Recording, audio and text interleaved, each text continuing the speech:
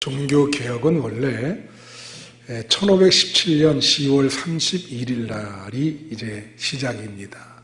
그래서 10월 말을 갖다가 종교개혁 기념주일이라 그러는데, 금년은 500주년이라 제가 기념설교를 2번을 하려고 그럽니다. 그래서 이번 주와 다음 주 2번에 걸쳐서 종교개혁에 대한 말씀을 드리려고 합니다. 어떤 할아버지가 말이죠, 시골에서 서울역으로 기차를 타고 와서 나와서 이제 택시를 탔어요. 그 택시 아저씨가 이제 어디를 가시기를 원합니까? 그렇게 물었더니 이 할아버지가 하는 말이 난닝구 호텔로 가게 해주세요. 그러더라는 거예요. 근데 택시 기사가 그 난닝구 호텔 가게 해달라는 그 소리를 알아듣고 이분을 메리오트 호텔이라는 데 내려줬습니다.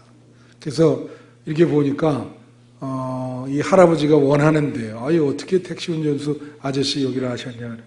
그 과정을 보니까 집에서 이제 이 메리오트 호텔에서 할아버지가 이제 친척을 만나러 가는데 자녀들이랑 부인이 뭐라 했냐면 택시를 타면은 메리오트 호텔 가시자고 그렇게 얘기를 꼭 하세요, 아버님. 그랬더니 메리오트 외우고 오다가 그게 메리아스가 됐어요. 그 메리아스를 생각하니까 이 메리아스 하다가 이게 또 메리아스가 난닝구라 그래, 일본 말로 난닝구. 그래서 메리오트 호텔이 난닝구 호텔로 바뀐 거예요. 근데 그걸 이 택시 운전수가 얼마나 센스가 있는지 다 알아들어요. 그래가지고 메리오트 호텔로 데려간 거예요. 그래서 이 할아버지가 아이고 너무 고마워요, 할아버지 아저씨. 어떻게 이런 걸 다 아냐고. 그러니까 이 택시 운전사가 뭐냐면 아유 이건 약과입니다. 예? 전설의 고향을 가자 그래서 예술의 전당으로 내려줬다고. 그렇게 이야기를 하는 거예요. 여러분 생각하니까 이게 뭐냐면 이게 무슨 소리냐면 말하는 이 전달하는 자보다 듣는 자가 다 이렇게 똑똑해가지고 자기 나름대로 다 알아듣는 거죠. 이게 목사가 설교를 잘못해도 성도들이 이렇게 잘 알아들으면 얼마나 좋아. 그죠? 예. 근데 중세기에 말이요, 이런 일이 일어난 거예요. 왜냐하면 이제 독일 사람, 프랑스 사람, 자 독일 말을 하잖아요. 중세기에 예배를 드리는데 신부가 라틴어로 설교를 합니다. 그러니까 라틴어를 아는 사람이 별로 없어요. 그러다 보니까 무슨 얘기하는지 하나도 모르는 거예요. 신부가 설교를 해도 저 소리가 무엇인가 그냥 눈치로 알아서 때려잡는 거예요. 저런 소리 하는 것 같다. 예. 그렇게 되는 거죠. 예배를 드려도 성경도 라틴어로 돼 있어가지고 읽지를 못해. 라틴어를 모르니까. 그래서 루터가 개혁을 했습니다. 개혁을 어떻게 했냐면 개혁이라는 게 결국은 저는 소통의 개혁이다 그렇게 봐요. 이 성경을 라틴어를 독일어로 번역했어요. 그래서 독일 사람들이 다 성경 보게 하고 또 설교할 때 라틴어를 안 쓰고 독일어로 설교를 했어요. 다 알아들으니까 얼마나 좋습니까? 소통의 개혁이다. 그래서 이것을 우리는 뭐라 하냐면 루터가 개혁을 한 게 하나님과의 소통, 말씀과의 소통을 개혁을 했다. 오늘 이제 이 본문이 바로 호세아서 10장 12절이 이 소통의 개혁을 잘 설명해 주고 있는 거예요. 하나님과의 소통, 말씀과의 소통을 어떻게 개혁을 했는가. 오늘 호세아서를 통해서 종교개혁의 의미를 한번 살펴보려고 합니다. 우선 첫째로 참된 개혁이라고 하는 것은 자기의 묵은 땅을 기경하는 것이다. 오늘 호세아서 10장 12절에 보면 뭐라고 나오냐면 너의 묵은 땅을 기경하라. 그렇게 나와 있습니다. 여러분 묵은 땅이 뭐예요? 사람 마음에는요 좋은 땅만 있는 게 아니라 묵은 땅이 있어요. 묵은 땅. 묵은 땅이 뭐죠? 이 묵은 땅은 잡초가 무성하고 잘 돌보지 않았기 때문에 가시밭이 막 거기에 있고 그런 마음속에 묵은 땅이 있는 거예요. 예? 어두운 부분이 다 있어요. 우리가 참 신앙생활 처음엔 좋게 시작했다가 지금은 게으르고 만내리즘에 빠져서 예? 형식적으로 신앙생활하고 그냥 몸만 왔다 갔다 하면서 억지로 이렇게 하는 그런 어두운 부분들이 우리 마음 안에 있는 것입니다. 그것을 좋은 땅으로 만들어라. 그 어두운 부분을 밝은 부분으로 만들어라. 그런 뜻이에요. 이 말은 참된 개혁이라고 하는 것은 자기의 개혁으로부터 시작된다는 거예요. 나부터 먼저 묵은 땅을 기경해야 남들을 개혁시킬 수 있다. 여러분, 모든 개혁에는 개혁의 주체가 있고 개혁의 대상이 있어요. 그렇죠? 그럼 역사적으로 봐도 개혁의 주체가 있고 개혁의 대상이 있는데 이게 말이에요. 처음에는 개혁의 주체가 됐다가 나중에는 개혁의 대상이 되는 경우가 많아요. 역사적으로 보면 대부분 다 그렇게 됩니다. 거의 100%가 처음에는 막 개혁하다가 나중에는 자기가 개혁의 대상이 돼. 개신교도 마찬가지입니다.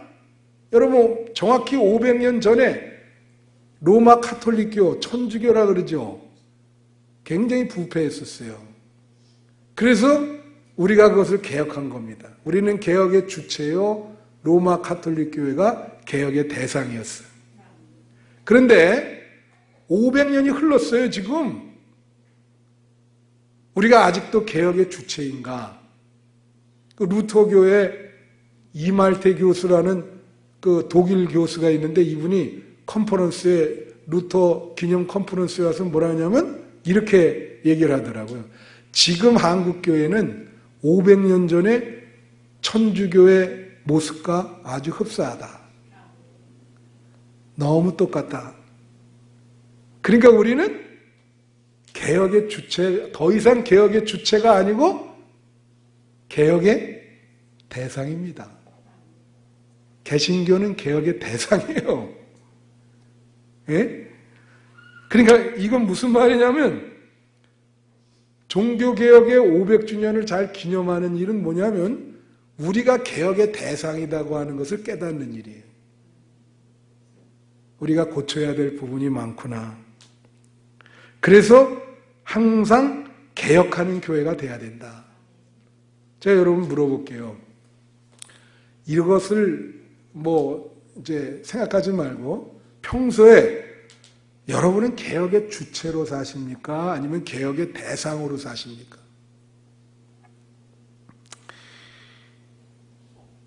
많은 사람들이 항상 자기는 개혁의 주체라고 생각해. 개혁의 대상이라고 생각하는 분이 누가 있겠어요? 나는 개혁의 주체라고 생각하지. 그런데 분명한 것은 여러분은 하나님의 관점으로 볼 때 개혁의 대상입니다. 하나님은 여러분을 개혁하기를 원해요. 교종시키기를 원해요, 여러분을. 자꾸. 그래서 자기가 개혁의 대상이 되고 있다는 것을 깨닫는 것이 중요해요. 그런데 사람들이 모든 일에 다 개혁의 주체처럼 행동하지 개혁의 대상이라고 생각하는 사람은 없어요. 개혁돼야 될 대상이 개혁을 외치니까 개혁이 되겠습니까? 안 되죠. 개혁돼야 될 대상이 개혁을 외치니까. 자기 자신이 변화해야 다른 사람을 변화시킬 수 있는데 자기 자신은 변화되지 않으면서 다른 사람의 변화만을 바란다면 그것은 개혁이 아니죠. 제가 언제 말했지만 미국의 유명한 흑인 목사 제시 잭슨 목사라고 있었습니다. 지금 활동을 안 해요. 제가 유학 시절에 그분이 매우 유명한 사람이에요. 그 사람 별명이 포토라인 패스터. 이게 뭐냐면 거기 가면요 미국 경찰은 아주 엄격해요. 그래서 라인을 딱 그어놓고 거기 한 발자만 넘어오면 무조건 체포합니다. 그게 사진을 찍어요. 그래서 촥! 그 라인이에요, 이 라인. 예? 그 포토라인이에요, 거기가. 근데 이 사람은 일부러 넘어가요. 체포되려고. 그래서 사진 찍히고 구속되고 일부러. 그래서 포토라인, 유명한 목사입니다, 그 사람이. 그런데 이 양반이 참 좀 저항과 개혁 운동을 많이 했는데, 그때 당시 잘 알다시피 빌 클린턴이 르빈스키라고 하는 백악관 인턴 여직원과 스캔들을 일으켰어. 이 사람이 얼마나 그냥 막 비난하고 막 백악관으로 돌진하고 난리를 쳤죠. 근데 몇 년 후에 아는 사실이지만 그때 당시 이 사람은 벌써 자기 부인 말고 여비서랑 동거를 하면서 애를 낳은 상태였던 거예요. 자기 죄는 숨고, 그리고 남의 죄는 엄청나게 공격을 한 거죠. 이런 모순이 어디 있습니까? 인간이라고 하는 것은 저는 인간 존재를 규정하기를 내로남불이다. 내로남불이 뭡니까? 내가 하면 로맨스고 남이 하면 불륜이다.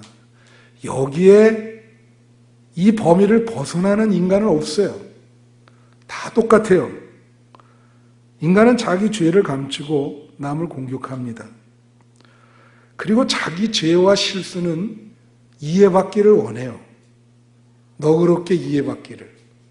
내가 어쩔 수 없어서 그랬다. 그렇지만 남의 죄는 어떻게 그럴 수 있냐 그러면서 절대로 용납하지 않습니다. 그래서 이것이 바로 인간 존재다. 그래서 자기로부터의 개혁이 먼저인데 자기를 개혁해야 남을 개혁할 수 있는 거예요. 자기가 변화돼야 남의 변화를 바라는 것이죠. 95개조 논조 1조에 보면 그게 루터가 종교개혁의 시발점으로 비텐베르크 앞에다 붙인 거예요. 그게 거기 보면 이렇게 나와요. 모든 인간의 생애는 회개 자체여야 된다. 인간 삶의 전체가 다 회개라는 거예요. 그래서 우리는 회개하면서 살아야 됩니다. 우리부터 개혁이 돼야 됩니다. 종교개혁은 남의 개혁이 아니라 자기의 개혁인 거예요. 자기를 먼저 개혁하라. 하나님은 그걸 원하는 거예요.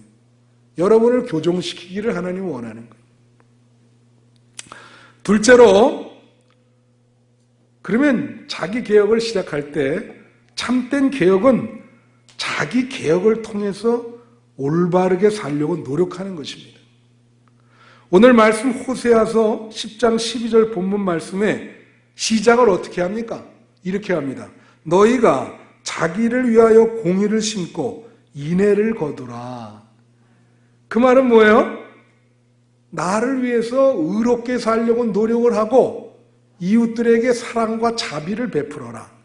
인애라는 게 뭔가? 이는 자비고 애는 사랑이에요. 그래서 나를 위해서 의롭고 올바르게 살려고 하고 그리고 이웃에게 사랑과 자비를 베풀어라는 거지. 그게 바로 너희가 자기를 위하여 공의를 심고 인애를 거두려고 노력하라. 자, 이런 것이 개혁인데 잘 들으세요. 저는 이것을 실현하기 위해서는 신앙인을 5단계로 나눕니다. 여러분이 어떤 단계에 해당하는지 한번 말씀을 듣고 생각해 보세요. 첫째 단계는 뭐냐? 신자의 첫째 단계는 자기 죄를 깨닫지 못하고 남의 죄를 공격하는 단계입니다. 이게 수준이 가장 낮은 단계인데 아까도 말했지만 자기도 죄를 지으면서 자신만이 올바르다고 생각해. 자기 죄를 인식하지 못해요. 대부분이 이 수준에 머물러 있습니다. 사람이라고 하는 것은 알고 짓는 죄가 있고 모르고 짓는 죄가 있어요.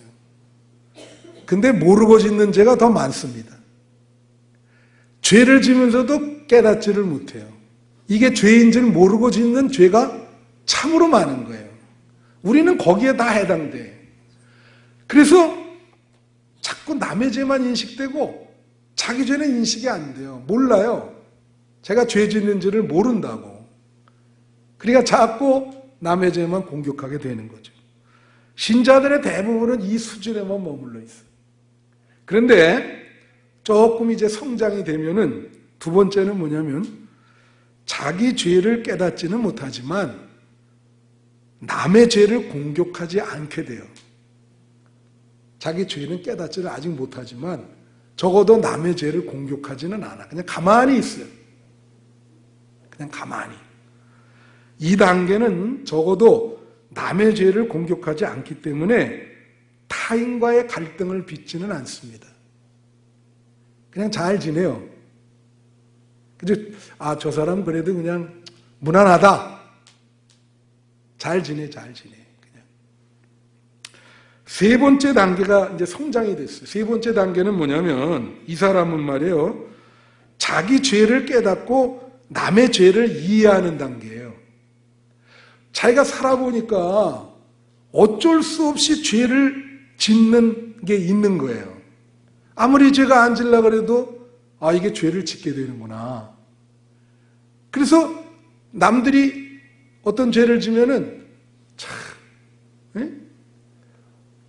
오죽하면 저렇게 죄를 짓겠냐. 좀 이해를 하자. 그러면서 남들 죄를 이해를 해. 내가 그 죄 짓는데 그 어려움을 경험을 해봤기 때문에. 그래서 이해를 해줘요. 이 단계는 굉장히 양심적인 단계죠.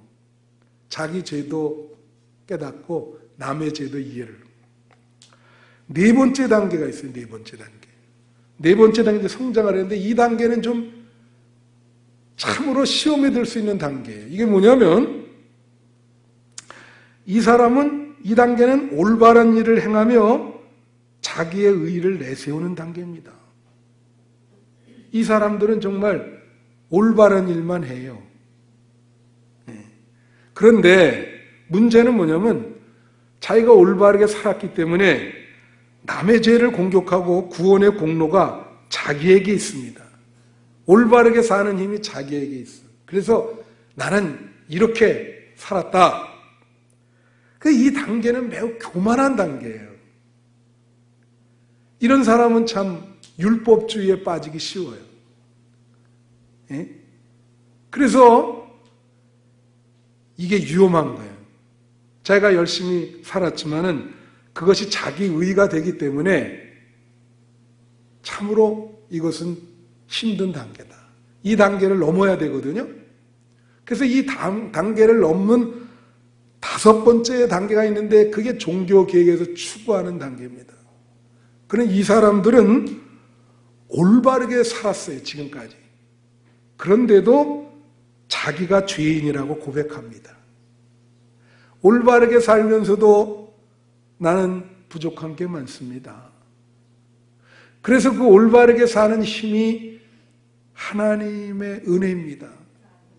하나님이 나에게 그렇게 살 수 있는 힘과 능력을 주었기 때문에 나는 올바르게 살 수 있습니다. 굉장히 겸손해요. 올바르게 살았지만 난 죄인입니다. 겸손해요. 그래서 남의 죄를 공격하지 않아요. 파스칼은 이런 사람을 가리켜서 뭐라 하냐면 의인 같은 죄인이다. 죄인 같은 의인이다 그랬어요. 죄인 같은 의인이다. 아까 네 번째 단계는 의인 같은 죄인이라 그랬고 이 다섯 번째 단계는 죄인이지만 의인이다. 그런 표현을 쓴 겁니다. 바로 이 다섯 번째 단계가 종교개혁이 추구하는 수준인 거예요. 올바르게 살려고 노력하지만 그 힘은 하나님에게 있고 그래도 우리는 부족한 것이 있다고 고백하면서 겸손하게 의를 추구하는 신앙생활이 바로 종교개혁에서 추구하는 신자형이라. 여러분이 그런 사람이 되시기를 바랍니다.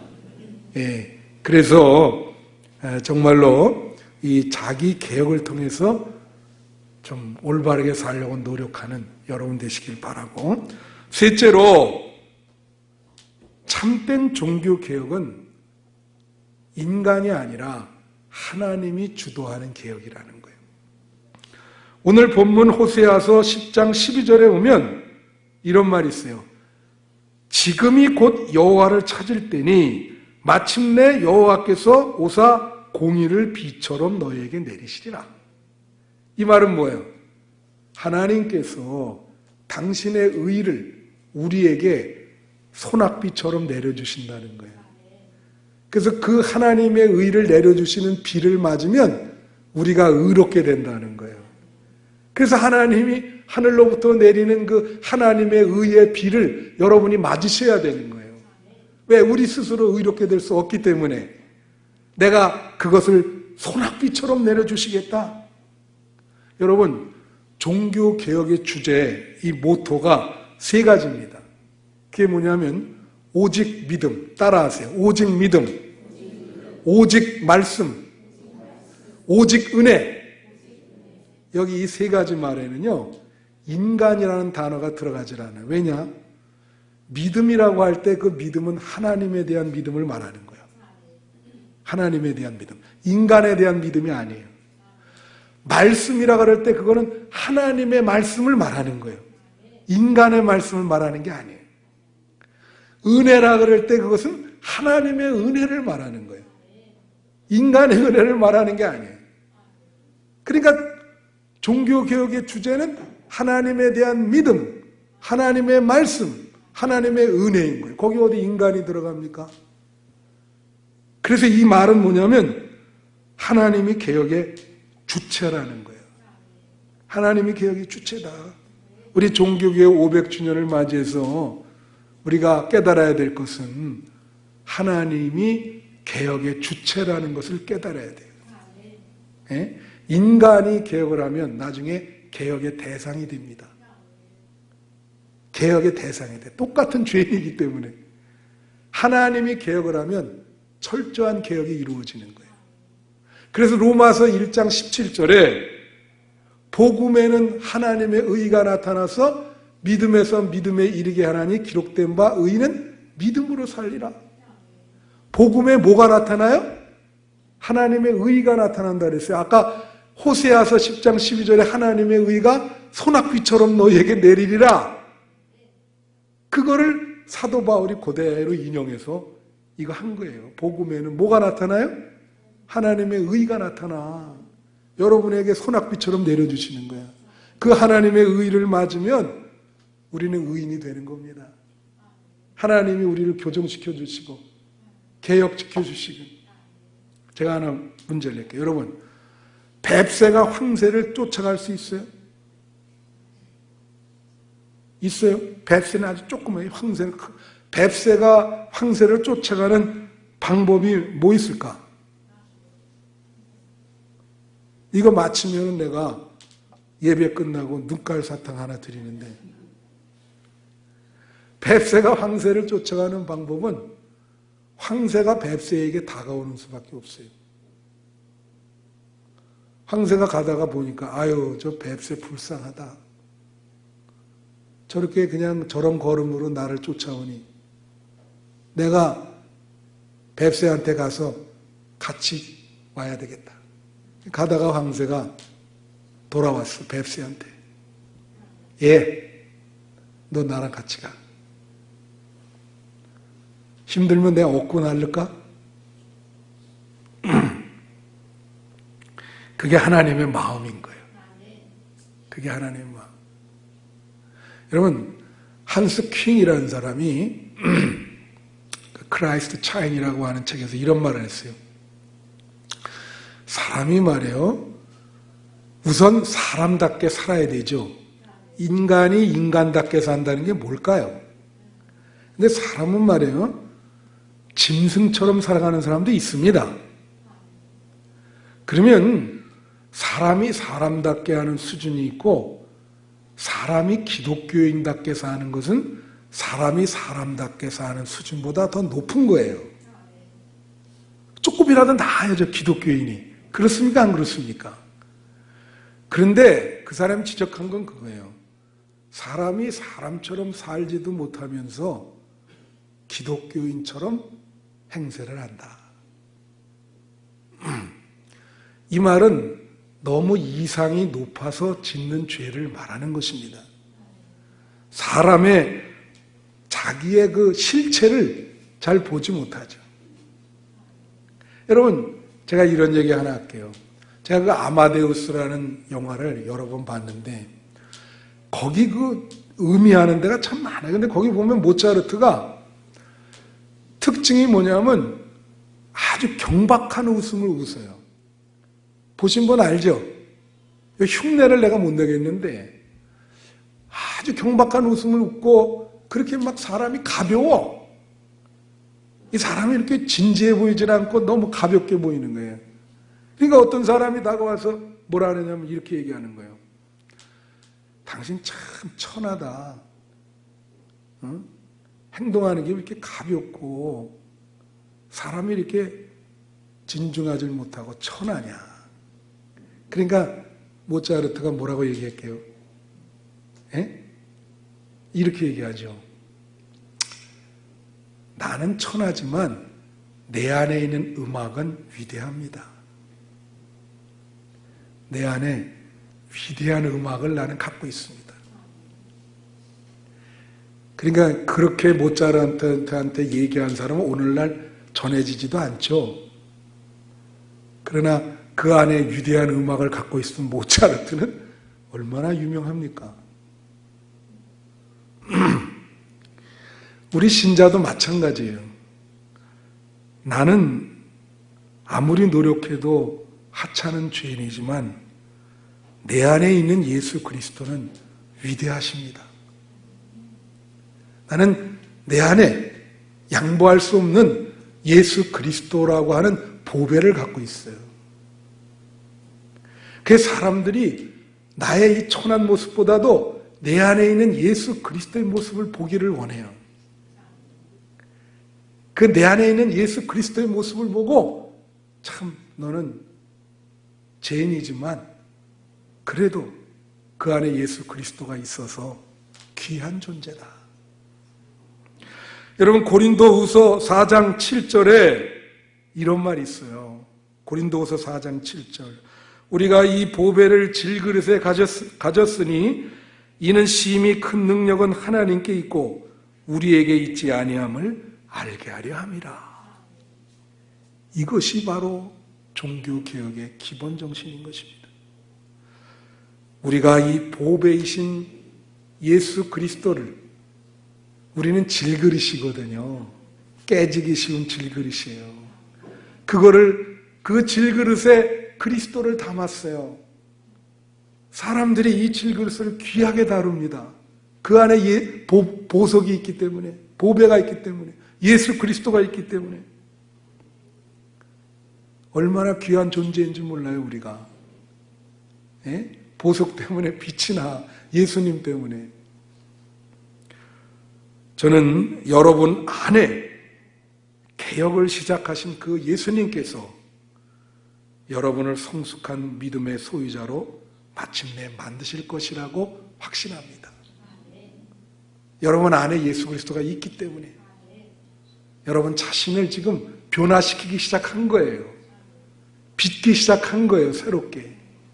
소망을 가지시는 여러분 되시기를 바랍니다. 우리라고 맨날 이렇게 살겠어요? 예수님이 우리 안에서 작용을 하셔서 정말로 신자다운 삶을 누릴 수 있는 날이 올 것입니다. 그런 소망을 가지시고 이 종교개혁 500주년을 맞이해서 내가 죄인이라는 것을 깨달으시고 우리가 개혁의 대상이라는 것을 깨달으시고 하나님만이 개혁의 주체라는 것을 깨닫는 여러분이 되시기를 축원합니다. 우리 3분 동안만 종교개혁을 기념하면서 우리가 죄인이며 하나님만이 개혁의 주체라는 것을 기도하겠습니다.